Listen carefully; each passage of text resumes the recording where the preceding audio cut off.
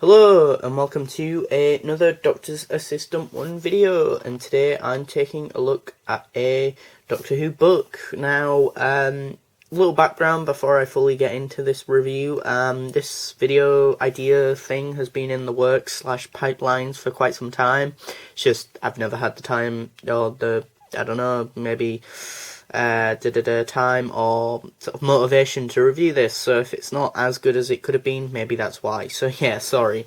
But yeah, first of all, taking a look at the cover of this book, you've got the crack in time, you've got Cyberman, Silurian, you've got the 11th Doctor pointing his sonic screwdriver at what looks like to be at us, like ooh, and that, as I say, Silurian, Amy, 2 Weeping Angels, 1 more frightening, the other less so, 2 Paradigm Daleks, the drone, I think that one is, the red one, and the Supreme one, who is actually shooting, which is weird because he never seemed to actually be able to shoot the Doctor. But anyway, here we have the sort of 2011 logo for Doctor Who obviously, and then the DW there in that TARDIS-y shape. Brilliant book of 2011, and then you've got the BBC logo there, and it's done in this sort of tinfoily sort of effect where, like, you know, you get this gleam, you know, that sort of gleamy thing from the light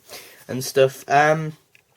This book is definitely a must-have for a Series 5 fan. You know, it's basically like one of those confidentials, but like in book form. It really is, and I'll get into more detail about that. If you can look, sort of, there's a basic outline of the Pandorica there, and then on the back you've got Amelia, Vincent, Rory, River, that guy, I can't remember his name, Winston Churchill, and that, the ultimate adventure through time and space there. Again, you got this sort of tinfoily effect. BBC books, because they love reminding you. Doctor Who, the brilliant book of 2011. So yeah, taking a look inside, first thing you see is all the little sort of little screenshotty bits of the intro, starting from here, sort of all the way across. Then you've got this, which is a nice sort of glossy image. Then you've got obviously the content page. It has a total of 131 pages. Which sounds like a lot, but you'll realise that it's not when you see the contents of this book. You've got obviously like an intro-y thing. You've got this sort of massive, already glossy picture of Matt Smith, and that, where, yeah, it's just one massive sort of page of him, really, of him. And I think, especially if you're a sort of a person who goes to a lot of conventions, this book is one of those books where you'll definitely want to get some signatures, because, you know, you got good pages like this. But then you've also got quite a bit of information on stuff, so basically a breakdown on the 11th Doctor. Here is one of the, quite a few of these pages are like this, and these ones I like. You got deleted scenes here. You got behind the scenes, so basically the writer of this sort of book asks Moffat questions, or whomever the writer is of this episode, and it is Moffat in this case. So they ask these questions, which are in this sort of sort of bluish sort of font or colour even, to sort of collide with the sort of theme of said episode as well. And then obviously you've got his answers underneath the question. You've got a good picture of like a promo image to represent what the episode is, which is the 11th hour. Magical moments, which are all down here. You got some numbers which are relevant to the episode. So 4, the number of psychiatrists Amy saw in that time.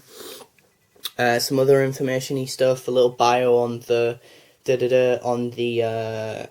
on the story, some information about some of the actors or actresses in said story, a little bit about deleted scenes, which I do really like, and that. On the next page, you've got like Ledworth, you know, a map of Ledworth, and that Ledworth, even big glossy image of the TARDIS, info and stuff about, you know, art department designing the TARDIS. Again, you've got another similar page to what we had with the 11th hour, but again, with the Beast Below, similar sort of format throughout. You know, you got all the questions down here, deleted scene, number related things, little bio on the story, magical moments, stuff about some of the other actors and that. Another page thing. This one's quite different from some of the other ones. You got a big glossy image of Karen Gillan as Amy Pond. But then here you've got quite a few questions asking her things, you know, so you got the question there and then her answer there, below, and then, you know, you got that question there even, and then you got the answer there, and obviously you got images to go alongside said thing. But yeah, apparently one of the Doctor's lines was going to be a lot longer in Victory of the Daleks, like this long. So if you want to pause that to read it, if you can read it even on this terrible camera, then yeah, go ahead, because it is rather good, a good thing, but clearly because of time constraints, they had to cut it down. And again, to go with that image is done in quite a sort of green-like colour motif. All the sort of block stuff, like the deleted scene thing, is done in green. The bit up there is done in green, and that's done in green. And even says what episode it is, episode 3, Victory of the Daleks, if you didn't know. A thing about, like, the Lost Adventures with stuff. Really nice image of the To Victory poster. Stuff about the Daleks, a bit about music stuff, or quite a bit. A story in here. You know, you get the point. It kind of runs down all sorts of information about Series 5, as I've said.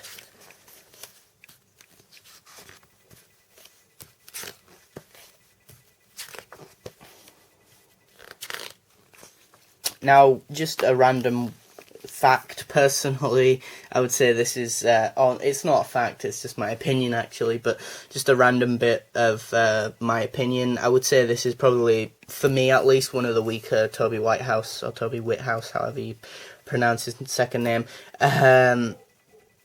One of his weaker stories, I would say, but even so, it still has some decent scenes. As I said, but yeah, there's, as I say, the same sort of motif here. You know, you got the deleted scenes, questions and stuff. It really is a must-have book. You know, a must-have book for anyone who's a fan of, you know, Series 5, i.e. Matt Smith's first series. Again, yeah, as I've just said, it is a must-have. For anyone who's really into Matt Smith's Doctor, or even just into sort of the behind the scenes, the works of Doctor Who, you know, so even if you're not a big fan of his Doctor, it doesn't always, you know, just go on about his Doctor and how his Doctor is the best, blah de blah, all the time. It just says, you know, about the facts and the figures and why, you know, things happened the way they did, you know. As I say, you know, that Victory of the Daleks quote thing was going to be so much longer. You know, when he's shouting out that Dalek, that was going to be so much longer, but obviously they had to cut it down to what it is now, which is a shame, because actually the unedited version is actually a lot better, but again, it was a lot more chunkier, so for time constraints, they clearly had to delete that out. But yeah, as I say, it's just a sort of confidential, sort of done in a book, really. Confidentials done in a book, best way I can describe it. As I say, a must-have for anyone who really wants to get into TV or industry or all like that, or just likes that sort of, you know, finding out factual stuff behind a TV program they love. You know, I think that's a must-have. Thanks for watching, comment, rate, and subscribe.